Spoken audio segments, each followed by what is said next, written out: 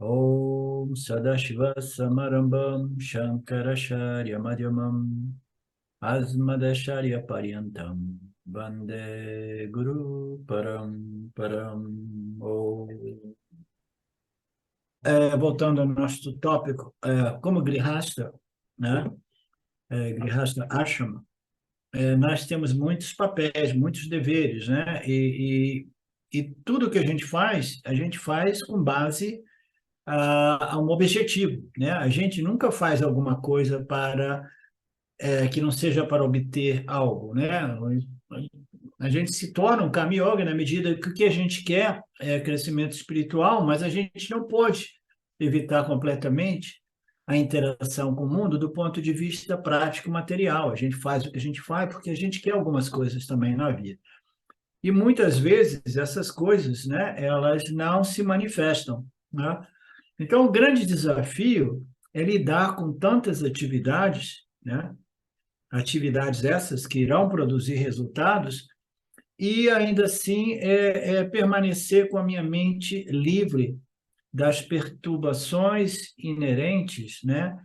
A esses desejos não realizados, ou esses desejos não manifestos, ou obstaculizados. Ah, eu fiz tanto, trabalhei tanto, isso e aquilo, não obtive, ou não está dando certo isso.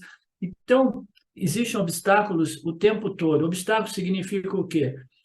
Existem coisas, né, que são obstáculos na medida que elas não permitem que eu possa haver aquilo que eu quero haver, né? Obter aquilo que eu quero obter, né? Então, é muito desafiador, mas existe um modo, e um modo nós sabemos, né?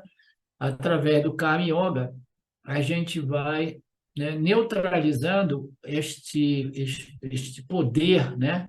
O poder dos ragas e dveshas, né? Desses desejos e medos, né? Dos quereres e não quereres. A gente vai compreendendo, né, a natureza de Mitya, né, a natureza de que a felicidade é um estado de espírito, é um estado mental. A felicidade não está linkada com o haver os meus objetos de desejos, haver os meus sucessos, né? De conquistar todos aqueles objetivos. A felicidade é um estado de espírito que é inerente a uma mente livre de ragas e diversas, de desejos e aversões. Mas, por outro lado, a gente sabe que o ser humano, ele não é um ser humano a menos que ele tenha ragas e diversas. Porque nós somos motivados para fazer algumas coisas e motivados para evitar outras coisas. Todo ser humano é movido por desejo positivo, desejo negativo, ragas e dveshas, né? Então, ser um ser humano é ser operado por quereres e não quereres, né? Como o Marcelo diz, que os quereres sejam só preferências e o não quereres também sejam preferências. Eu deixo isso por conta do Lorde, né? Mas como eu desenvolvo essa atitude? Ela precisa ser embasada em muita compreensão, né? A compreensão a respeito da nossa impotência no que diz respeito a controlar as nossas experiências, né? Controlar de modo a ver só objetos, né? Em conformidade com meus quereres e não quereres, né? A impotência de controlar o meu campo de experiência, né? Eu vou compreendendo, e aí esses quereres e não quereres vão perdendo a potência. Por quê? Porque é inútil eu manter tanta ansiedade a respeito do que eu quero e o que eu não quero, quando eu compreendo claramente que eu não tenho controle. A maturidade é isso, eu não tenho controle. Então, para que tanta ansiedade, né? Tanta expectativa a respeito, né, dos meus quereres e não quereres, dos meus gostos e desgostos? Então, essa compreensão já vai minimizando o raga e dvesha, essa problemática humana, né? Então, a compreensão mais profunda ainda é a felicidade não tem nada a ver com o ganho dos meus objetos de desejos. A felicidade é um estado de espírito, uma mente pacificada. Ah, mas a minha mente só está pacificada quando eu tenho sucesso e eu. obtenho meus objetos de desejo. Então, você ainda precisa crescer, ainda precisa se tornar um Vedantin, porque a felicidade não se encontra no ganho dos objetos de desejo. A felicidade é um estado mental, um estado de espírito, como expressão brasileira, né?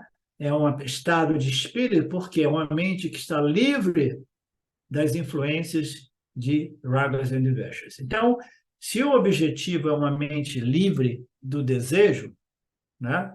Porque eu já compreendi que mesmo nos casos os quais eu obtenha os meus objetos de desejo, não resolve o problema, né? Eu costumava dar um exemplo. Se a coisa é tão simples assim, você deseja alguma coisa, uma coisa pequena, obtenha aquele objeto de desejo, mantenha no seu bolso da camisa e da calça, e aquele objeto vai, né, vai suprir você com pacificação mental, porque aquela pacificação, aquela satisfação, aquela paz era contida num objeto. Não, não é contida num objeto. Aquela paz, aquela pacificação, aquele shanti é contido numa mente livre de ragas e dveshas.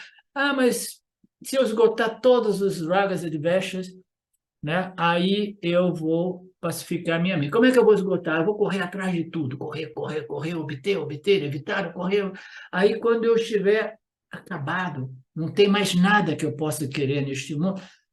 Engano total. A mente é capaz de produzir desejos infinitamente maiores do que o número de estrelas, como nós vimos num dos versos anteriores. Uma mente desejosa ela é uma máquina de produzir mais ragas e dveshas. O que eu quero, o que eu não quero, o que eu quero. Então, a felicidade não se encontra no sucesso, a felicidade se encontra numa mente pacificada.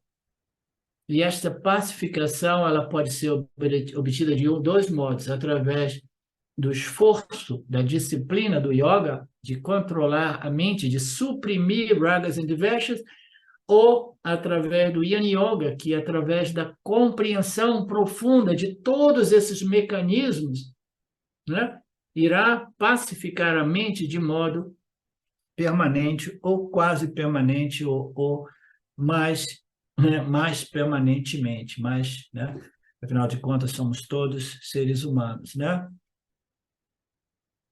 Portanto, o Grihastha e o Karma Yoga é ideal, né? E o Yana Yoga, você precisa de uma vida mais tranquila, né? E isso é possível, sim.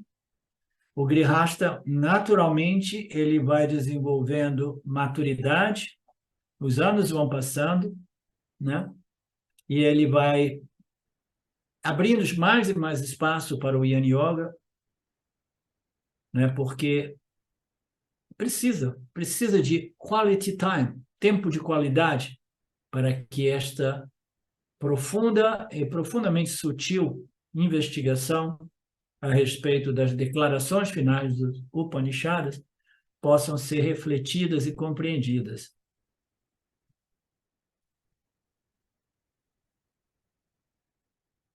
Em Sannyasa Ashrama, o Karma Yoga não pode ser seguido de modo ideal. Então, aqui o Swami apresenta um outro modo, um outro lado negativo do, do Sannyasa Ashrama. Sannyasa Ashrama, eu vou lá, mas eu sou uma pessoa muito ativa.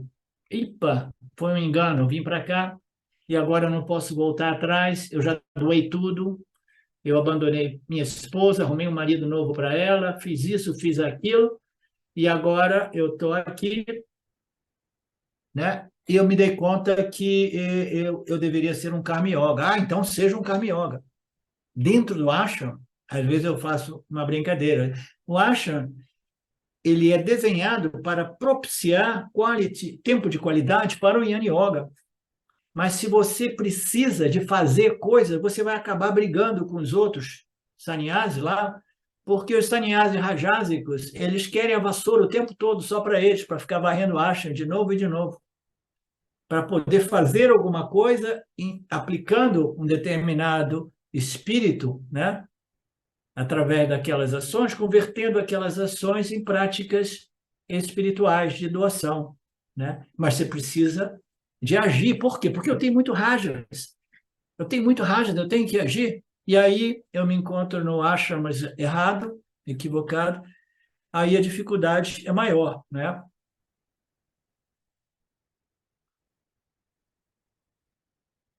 Existem vantagens e desvantagens, como nós já vimos.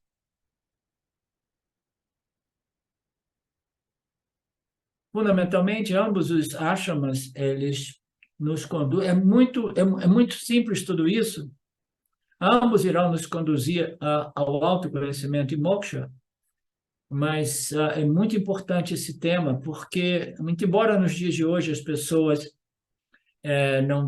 não tenham tanta essa perspectiva de ir para um ashram na Índia e viver lá como sannyasi, mas ainda assim essa tendência que existe na mente humana de abandonar a sua interação com o campo, os seus papéis sociais, eles não querem fazer parte do mundo, né? Isso, 50 anos atrás, a gente dizia, tudo bem, você não está se dando bem nesse mundo, você não gosta desse mundo, vira hippie, né? Então, a gente virava hippie, e aí a gente vivia no mundo, mas, ao mesmo tempo, fora, na periferia do mundo, né? Eu não gosto do mundo, não gosto dos valores do mundo, né? Então, nos dias de hoje, as pessoas, aquelas que têm alguma forma, né, de rejeição aos valores sociais ou alguma tendência espiritual, elas imediatamente pensam de abandonar os seus papéis sociais, abandonar a interação com o mundo, né, e se recolher por trás de um pequeno acha, um pequeno grupo, né? Algumas coisas assim. Não, não, agora eu sou uma pessoa espiritual, eu tenho os meus cristais, eu tenho isso e aquilo, eu estou vivendo da herança dos pais, eu não quero participar, não quero fazer nada, né? Então, essa fuga da sociedade, ela precisa ser identificada para que nós possamos saber se ela é um movimento adequado ou um movimento de fuga, devido à dificuldade e o potencial fracasso, porque as pessoas compreendem que a interação com o mundo é uma fonte de fracassos e sucessos, mas muito frequentemente mais fracassos do que sucessos, na medida que a escassez e a competição vai crescendo no mundo de hoje, né? Então, se a gente foge do mundo, em vez de enfrentá-lo, apesar de todos os desafios, a gente estaria dando um passo falso, né? Que não necessariamente nos conduz a um crescimento espiritual mais acelerado, né? Não existe superior e inferior. Os sannyasis e os grihastas não precisam se sentir superiores ou inferiores.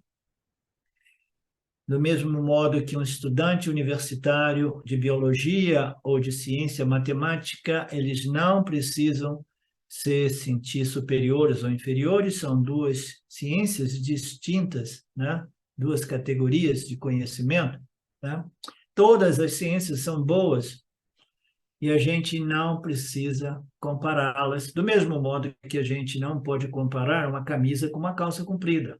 São duas categorias de objetos distintos, né? Portanto, embora objetivamente todas as ciências sejam iguais, e sejam todas elas maravilhosamente boas e úteis, mas eu tenho que ver o que é mais adequado para a minha configuração, a minha constituição mental. Então, não, tudo é perfeito aqui, mas eu tenho que ver as minhas tendências, as minhas vasanas, né? Será que eu estou realmente, né, pronto para uma vida de reclusão, não acham?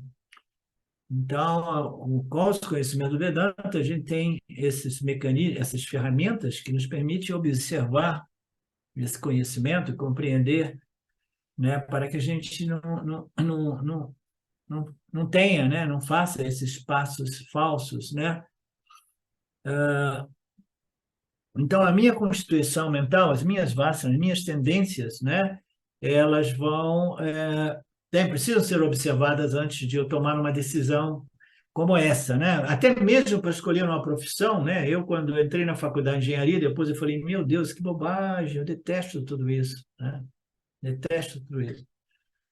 né? Mas aí, né, um garoto de 18 anos entrando na faculdade, o que que ele vai saber, né?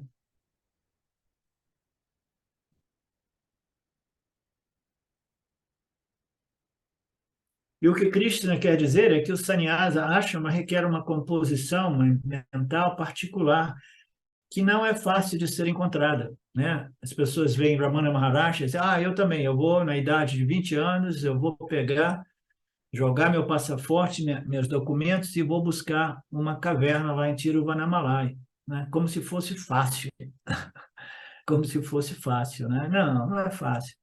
Você precisa de ter uma purificação ou uma configuração mental já muito particular. Se você estiver pronto, o Sannyasa Ashram será maravilhoso. Mas se você não estiver pronto, se você estiver ainda condicionado por muitos rajas, então, o Sannyasa Ashram será terrível, doloroso, tediante, né? Se diz tédio, tediante, entedioso. Na verdade, o Sannyasa Ashram não é nem maravilhoso, nem terrível, porque, como nós vimos, nada é absolutamente bom ou ruim em Mitya. É tudo relativo ao experienciador. Para uma pessoa despreparada, o sannyasa é terrível, é um perigo, enquanto para uma pessoa preparada é maravilhoso. Krishna diz que a grande maioria das pessoas que tem composição, a sannyasa não é tão fácil. É muito raro encontrar uma pessoa com esta qualificação para se tornar um sannyasa, né? De um sannyasa ashram. Portanto, Krishna orienta que, para a grande maioria, a vida de atividade na sociedade é a decisão mais segura, ideal, né? É um grihasta. Krishna completa entre esses dois, né? Grihasta é superior, é melhor, mas queria dizer, é melhor para você, Arjuna, né? E é melhor para a grande maioria das pessoas, o Swamiji também diz. E é por isso que nos Vedas existem algumas declarações importantes. Uma é a regra geral para toda a humanidade, e a outra é uma regra particular para algumas exceções. No Jabala Upanishad, Shankaracharya cita repetidamente: depois de se tornar um grihasta, ele pode se tornar um vanaprasti ashram, ou seja, a regra geral é passar primeiro pelo grihasta, e a partir daí, né? E a partir do brahmacharya. Então, essa é a regra geral, essa estrutura védica, que é a estrutura ideal sugerida pelos Vedas, é que você passe por todos os quatro naturalmente e gradualmente, né? Porque quando você entra no Yana Yoga, seria ótimo você não estar enganjado com muitos problemas, com muitos papéis, né? Não, agora eu resolvi tudo na minha vida, agora eu vou me dedicar ao Yana Yoga do Vedanta, os Upanishads. Os filhos estão crescidos, eu tive 5 filhos, todos eles estão crescidos. Aí os filhos falam assim: o quê? Nós temos agora entre nós 18 netos e agora você vai ter que ser o vovô e a vovó, né? E aí começa uma outra novela, né? A expectativa de que você seja um bom vovô e uma boa vovó, né? Então não acaba nunca, né?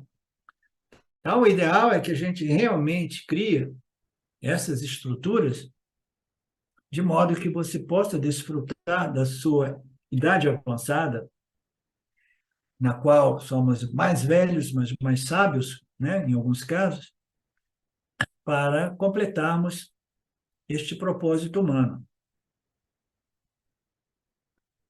Toda regra tem uma exceção, e qual você diz primeiro, a geral ou a exceção? Né? Primeiro é a regra, depois as exceções. As exceções se referem a casos particulares. Então, aqui o Swami faz uma exceção. Nós temos a regra das regras do trânsito, as leis do trânsito. Quando o sinal é vermelho, o carro tem que parar. Mas existem exceções, e aqui o Swami ele fala sobre as exceções, né? A ambulância, a polícia, o carro, dos políticos corruptos também, que não param para o sinal, etc., etc., né? Mas eu, quando comecei a ler isso, eu me lembrei de uma exceção que eu conhecia no meu tempo de garoto, quando eu comprei o primeiro carro, naquela época, não sei, nos dias de hoje, a regra dizia que você tem que parar quando o sinal está vermelho. Mas a exceção tinha se tornado regra, porque a gente sabia que no Rio de Janeiro você jamais para no sinal, com o sinal vermelho, senão você é assaltado, né? Então, existem as regras, existem as exceções, e em alguns casos as exceções se tornam regra. Jamais pare no sinal vermelho no Rio de Janeiro. Você lembra, Cardoso? Lembra, Raniero? Eu perdi minha carteira por causa disso, eu não paro em sinal nenhum. Depois de 10 horas da noite, perdi minha carteira, está suspensa, tem que fazer cursinho e tudo. É isso aí. Eu lembrei disso. Então, existem regras e exceções. Você, como um brahmacharya, como um garoto, ainda estudante, você na idade de 10, 15 anos, você pode se tornar um sannyasi, sim. E quando uma pessoa faz isso, ela faz excepcionalmente. E isso só pode ser feito dentro da nossa tradição depois do guru, um conselho de guru, né? Um guru ou um conselho de mais de um guru, examinar a situação deste infante, né? Deste garoto, e dizer, não, este não é uma regra. Este menino é uma exceção. Ele tem 12 anos e ele quer se tornar um sannyasi. Quem é que fez isso? Quem é que fez isso? Shankaracharya, né? Ele era garotinho, na idade de 10 ou 11, não me lembro bem, e ele queria, né, pular, antes dele casar, de ser um grihasta, ele queria pular e se tornar um sannyasi. E ele fez de tudo para convencer a família, e a família dizia: não, não, não, não, existem regras, você vai ter que casar, constituir família, depois, quando você estiver velho, você vai pensar a respeito dessa história de se tornar um sannyasi, né? Aí ele fez um truque tão grande que ele convenceu a mãe e os pais, que acabaram levando ele para o ashram. Mas o ashram falou: tudo bem, então deixa ele aí. Aí, rapidamente, ele queria espaço para poder começar a escrever e publicar os seus comentários sobre as escrituras dos Upanishads. E aí, de novo, os gurus lá, né, disseram: o que é isso? Que audácia desse menino? Aí, rapidamente, os comentários dele, na idade de 11 anos, já eram superiores. Então, existem exceções, né? Os gênios existem como exceções à regra, né?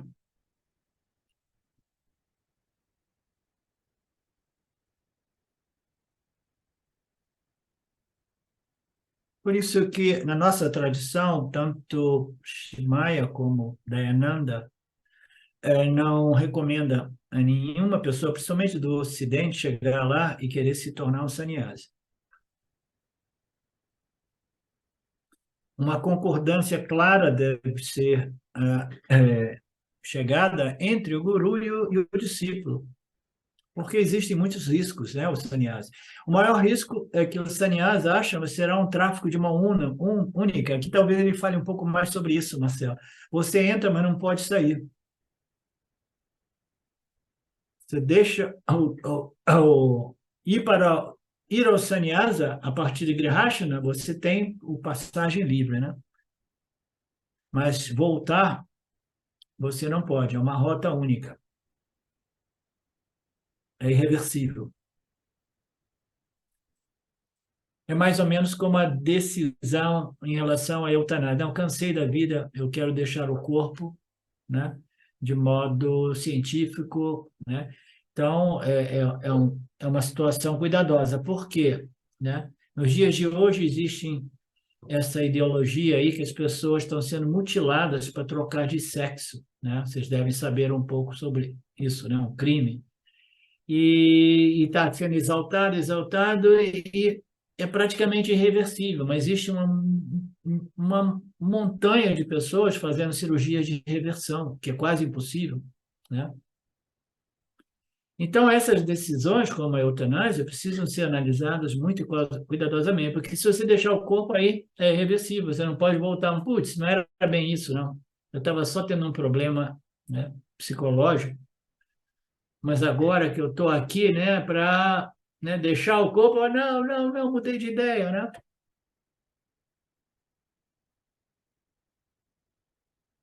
Por isso dizemos que o Gita é destinado ao público em geral, enquanto que o Upanishads se dirigem a pessoas mais maduras, e assim você descobrirá que os Upanishads sempre glorificam os sannyasis, dentre os quais podemos citar Kaivalya Upanishad.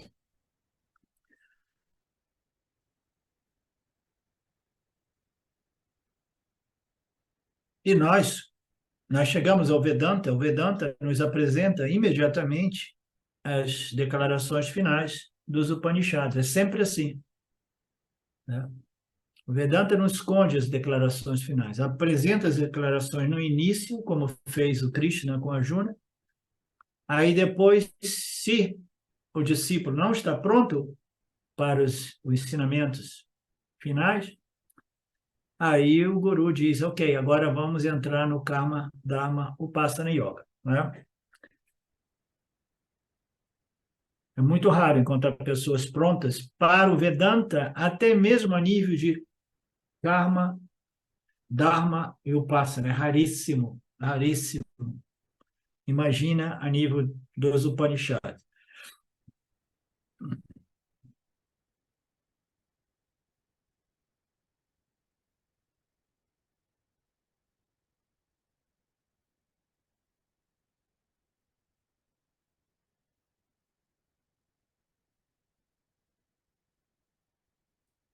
Tem uma passagem aqui de um... Tendo bem determinado o ser como objetivo de conhecimento vedântico e uma mente purificada através da prática do sannyasa. Ok, isso aqui é uma declaração de exaltação ao sannyasa ashrama como uma yoga, né? Uma prática de purificação também, não somente o Karma Yoga, né? Então, você vai encontrar diversas passagens que glorificam o Sannyasa Ashrama. Se você ler Shankaracharya, os comentários, encontrará 10 vezes mais exaltações ao Sannyasa Ashrama, né?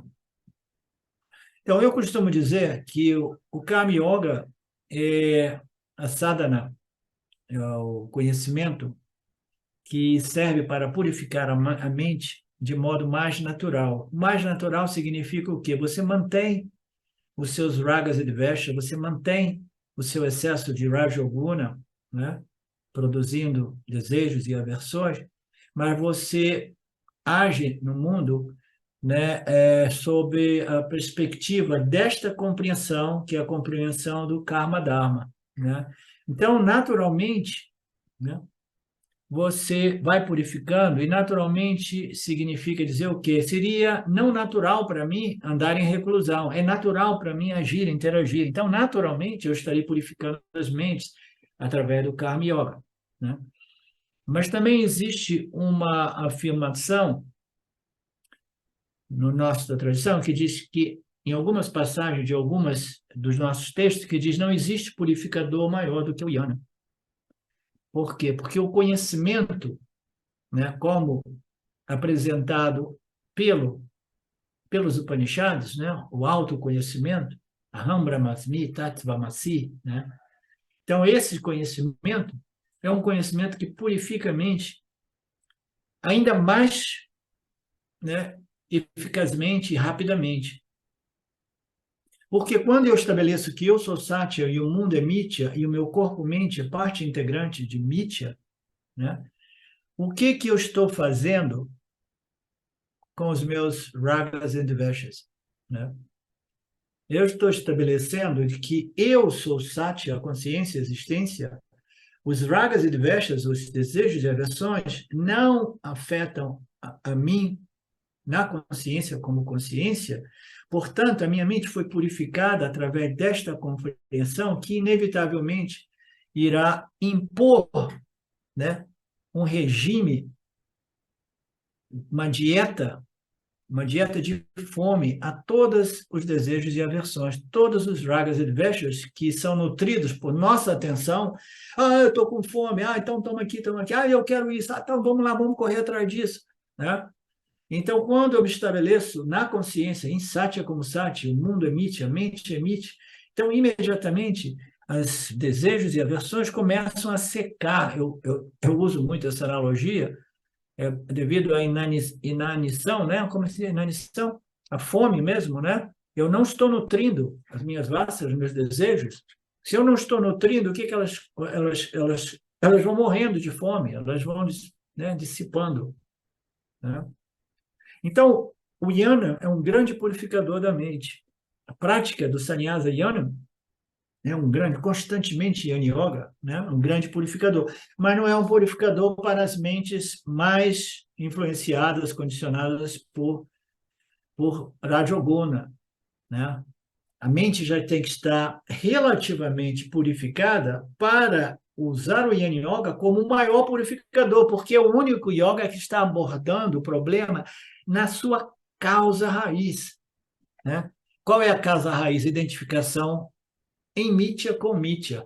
Eu identifico, eu sou o corpo-mente e eu devo agir, né, em relação ao Criador, obedecendo às leis da criação, né? Então, este triângulo, Jiva, Ishwara, Jagata, né, é o relacionamento do Jiva nesta manifestação aparente, né? Então, quando eu estabeleço que, tudo bem, isso irá purificar as minhas vasanas na medida que eu não desenvolvo mais apego, expectativa e aflições a respeito do controle das minhas experiências, eu vou deixando tudo isso por conta de Ishvara e etc. Eu vou compreendendo que a felicidade é um estado de espírito que não depende dos ganhos que eu obtenho do campo, né? Mas que existe um ganho que é o único ganho que vale a pena, que é purificação espiritual. Então, tudo isso, o Karma Yoga facilita e facilita muito, né? Aí, quando a gente entra no Jnana Yoga, aí a gente vai acelerar esta purificação. Por quê? Porque a mente está preparada para cortar o problema na raiz. Eu sou Sati, o mundo é Mitya. Eu sou Sati, o mundo é Mitya. Este corpo, esta mente e as experiências desse corpo-mente não me afetam, né? Então, a glorificação do Sannyasa Ashram, ela é válida para aqueles raros indivíduos já altamente purificados. Ah, mas o cara nem fez Karma Yoga. Quem é que te disse? Todas essas duas sadhanas são obrigatórias, compulsórias. Se o indivíduo não passou por Karma Yoga neste nascimento, passou em nascimentos anteriores, né? Muitas glorificações. Então, a Arjuna fica duvidoso, né? Os estudantes ficam confusos. O Gita é muito bom, aqui, Betânia, cadê a Beta? Tá aí? O Gita é muito bom porque o professor, o guru, que é Krishna, também é um grihasta, né? Krishna também é um grihasta. Ele não somente era um grihasta, mas ele tinha milhares de esposas. Essa eu não sabia. Sabia que ele tinha um exército, por isso que eu falei, mas né, que ele era um príncipe que tinha um exército também. Tanto que Duryodhana ficou com o exército e Arjuna com ele. Mas que ele tinha milhares de esposas, não sabia. Essa é a fofoca que rola por aí. Mas deve ser simbólico, porque eu não consigo conceber uma pessoa, né, tendo 16 mil parceiros, né?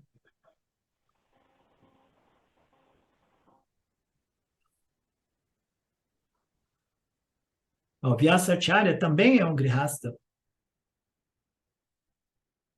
E assim por diante.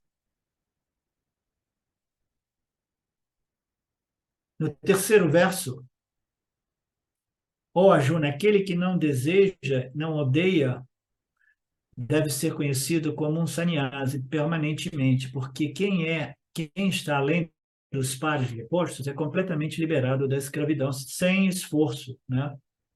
Então, aqui ele começa a elaborar o modo qual um grihasta ele pode ser um sannyasi, né? Então, como assim? Eu sou um grihasta? Sim, exatamente como esses outros exemplos. É um grihasta que já não deseja e que não repele desejos e aversões, né? Ele já não deseja e já não odeia isso ou aquilo, né? Eu quero, né? Essas energias, né? De amor e ódio todo o tempo rolando, né? O que eu quero, o que eu não quero, né? Então ele não deseja e nem odeia. Então ele sendo um grihasta que não sofre a influência dessas energias de desejo e ódio, né? De atração e repulsão, isso é que perturba a mente humana, né? Às vezes eu coloco em termos essa força, né? Magnética, né? Parece um imã, né? De repulsão e atração que todo o tempo está perturbando ao intelecto humano, né? Então, o indivíduo que é livre dos efeitos, né, de desejos e aversões, ele é conhecido como um sannyasi permanentemente, independentemente do seu ashrama, porque tal indivíduo ele transcendeu os pares dos opostos, bom e ruim, está liberado da escravidão e vive sem esforço. Então, o esforço foi o esforço de compreender a natureza de Mithya, né, de tal modo que esta atração pelos objetos de desejo, repulsão pelos objetos de medos, elas cessam através da compreensão. E cessam mais ainda quando eu compreendo que tudo isso é simplesmente uma projeção aparente que não afeta aquilo que eu sou como pura consciência infinitamente não limitada. Então, aqui, Krishna, neste verso, recomenda o Grihasta. Então, uma pessoa pode se perguntar se existe um método pelo qual eu possa obter as vantagens de ambos os ashramas, né?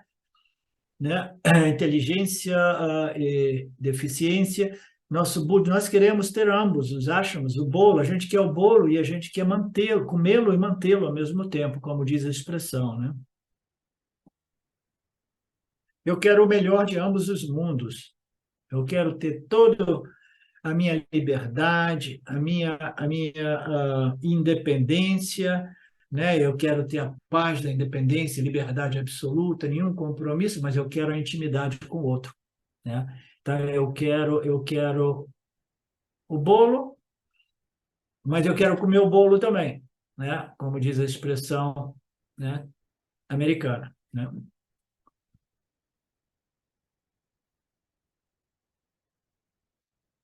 E Krishna sabia que esse era o problema de Arjuna. Ele queria ambos os métodos, o melhor de ambos os métodos, mas eles são, né, exclusivos, mutuamente exclusivos. E ele diz: existe uma solução, Arjuna, você precisa saber administrar ragas e dveshas. Você tem que administrar os seus gostos e desgostos, aí você se torna um sannyasi como um grihasta, né?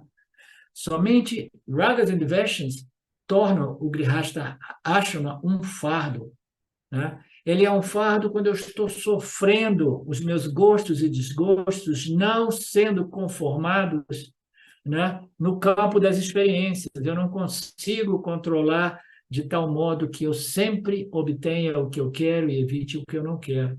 Os ragas e dveshas, eles tornam o ashrama chamado grihasta um fardo, um sofrimento, no qual o indivíduo sofre a doença do samsara.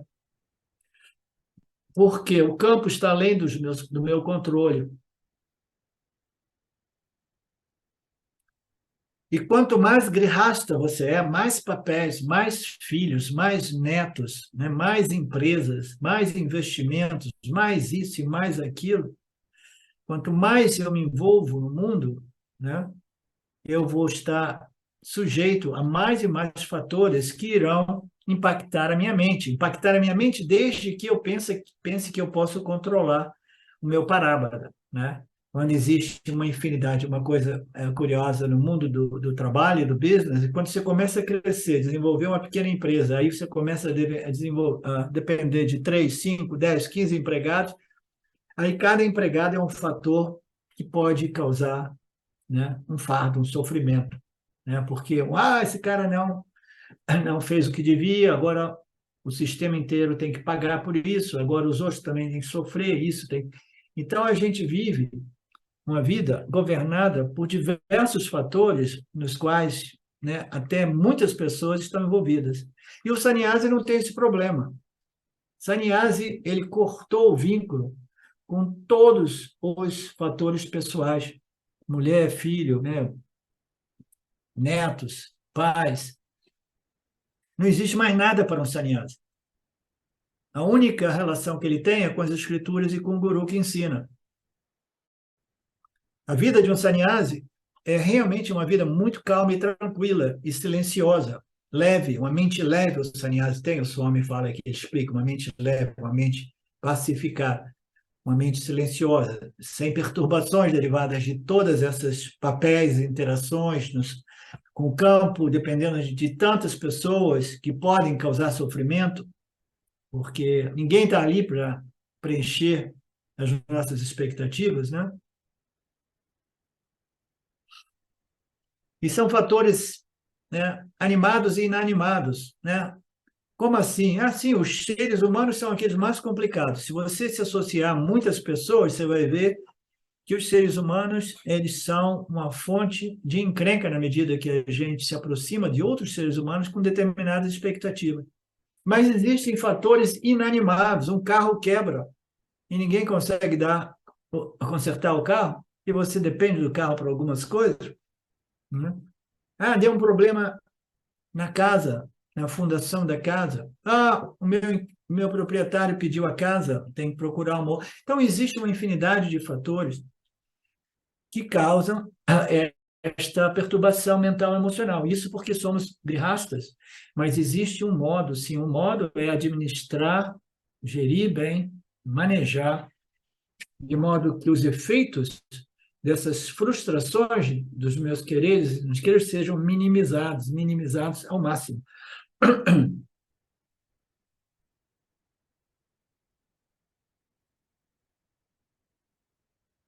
Para quem gosta de astrologia, então as pessoas vão pirando, estão tentando controlar tudo, aí eles começam a ver os planetas, os alinhamentos, para ver, né, o modo qual eu possa fazer coisas e obter o resultado desejado.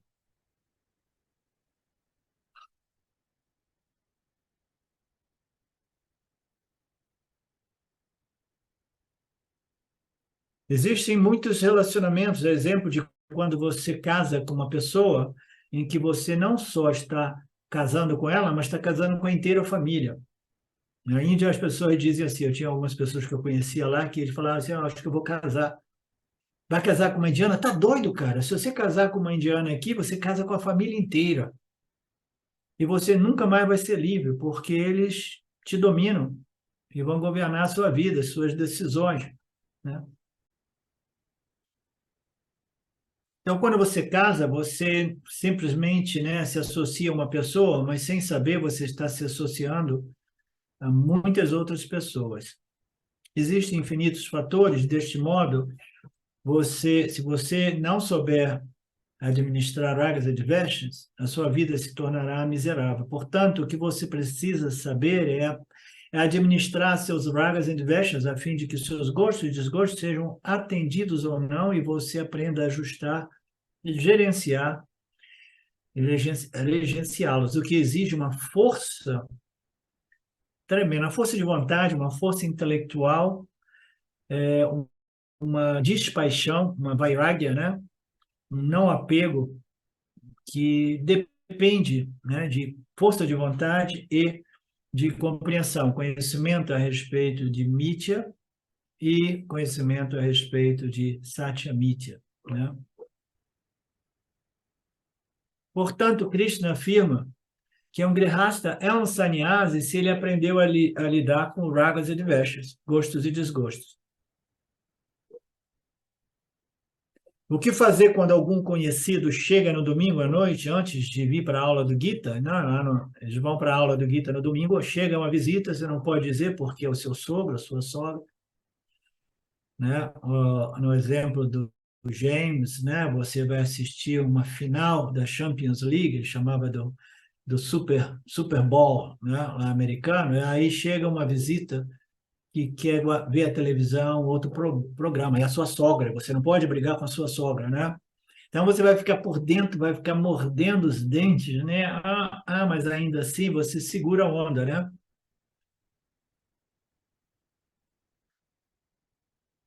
Aí ele diz assim, mas tem alguns dos meus alunos que são muito inteligentes. Quando isso ocorre, eles conseguem, de algum modo, trazer a visita para a minha aula aqui, no domingo, né?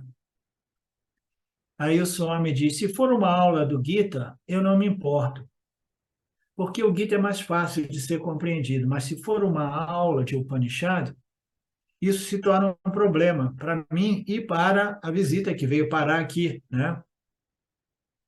Porque quando eu olho para o rosto daquela pessoa, eu observo que a pessoa está realmente, né, perdida, né, devido à complexidade do Upanishad.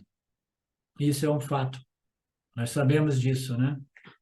Quantas vezes, antes de eu mandar uma pessoa me encontra, mas o que é isso? Manda para mim um link, isso e aquilo. Aí eu vou escolher um link das pílulas do Vedanta, as pílulas do Marcelo, aí eu falo, mando isso. Aí eu vou, ouço um pedacinho para antes de mandar, assim, nossa, a pessoa não vai entender nada, porque não tem uma base, né? Sem uma base, né? Essa base vai sendo desenvolvida gradualmente, não é, Mariné? No momento, no início a gente fica meio perdido, mas tem alguma coisa para mim aí, né? Mas eu não entendo. A maioria diz assim, se eu não entendo é porque não vale nada. Aí algumas raras pessoas dizem, se eu não entendo é porque eu preciso entender, né?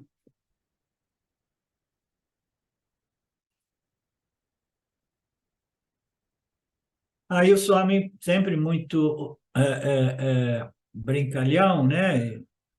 Ele diz, vocês conseguiram resolver o problema de vocês trazendo a visita para a aula do Upanishads, agora o problema é meu, né?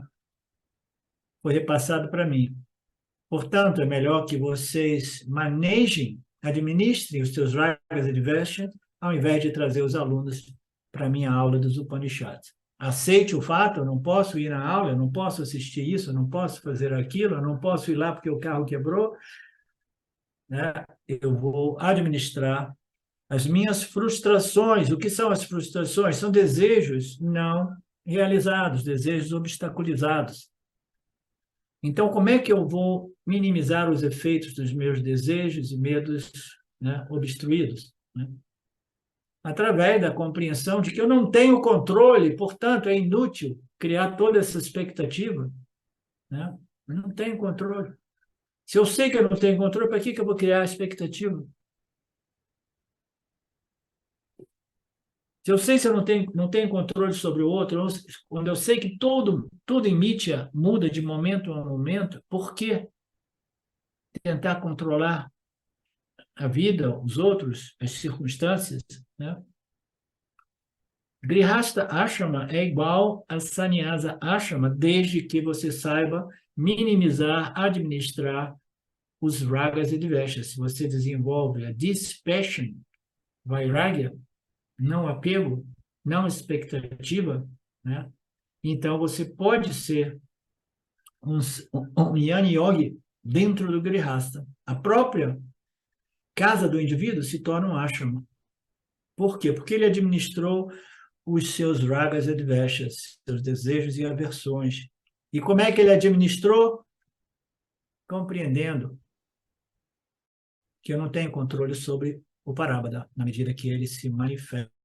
Essa compreensão tem que ser tão profunda, para frutificar como vairagya, né? Equilíbrio mental e emocional diante das adversidades, diante dos obstáculos, das obstruções. Mas o indivíduo chega nesse ponto quando os desejos já não são mais vinculativos. Quando os desejos são meramente preferências, aí é fácil administrar ragas e dveshas. Mas quando os desejos ainda são vinculativos, é difícil administrar ragas e dveshas. Então, no final das contas, é tudo interligado, né? Eu preciso compreender Mitya, compreender que nada me fará feliz, né? Observar as minhas experiências, os meus desejos, o modo qual tudo isso perturba a minha mente, compreender que a felicidade é um estado mental que depende da ausência de desejos vinculativos. Então, essa compreensão como um quebra-cabeça, né, ou como um puzzle, né, um puzzle é quebra-cabeça, vai desenvolvendo essa compreensão de tal modo que eu vou desenvolvendo vairagya, né?